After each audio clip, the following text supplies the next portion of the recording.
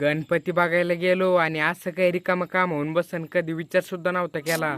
तर नमस्कार मंडळी, मी योगेश वाळकर. आपल्या 13 डेजच्या चॅलेंज मधला हा आहे 6वा ब्लॉग आणि आपल्या बाप्पाच्या आगमनाच्या तयारीचा पहिला. आणि तुम्ही आपल्या राजूरच्या ब्लॉगला भरभरून प्रेम दिलं त्याबद्दल मनापासून धन्यवाद. तर आज पूर्ण मंडळासोबत गणपती बघण्यासाठी जालन्याला पोहोचलो. लहान सहान गाडीनं आता डायरेक्ट फॉर्च्युनर आणली, ज्या गाडीमध्ये आपलं पूर्ण मंडळ बसन अशी. काही मूर्त्याचं काम चालू होतं तर काही मूर्त्या बांधल्या देखील होत्या. काही मूर्त्या लहान होत्या तर काही मोठ्या. काही मूर्त्याची प्राइस खूप होती तर काही मूर्त्याची खूप कमी. सगळ्यात आधी तर आम्ही सर्व मूर्त्या बघायला सुरुवात केली. तसं तर इथं सर्व मूर्त्या अप्रतिम होत्या. काय करणार, शेवटी आपल्या बाप्पाच्या होत्या ना. शेवटी खूप मूर्त्या बघितल्यानंतर आपल्या पूर्ण मंडळाला एक मूर्ती पसंत पडली आणि ती आपल्या बजेट मध्ये देखील होती. सर्वात पहिले तर ती मूर्ती बुक करून टाकली आणि ती मूर्ती तुम्हाला बाप्पाच्या आगमनाच्या रोजी बघायला भेटेल. आणि हा ब्लॉग थोडा जरी आवडला असेल तर एक फॉलो नक्की करा. तर चला भेटू आपण पुढच्या ब्लॉग मध्ये.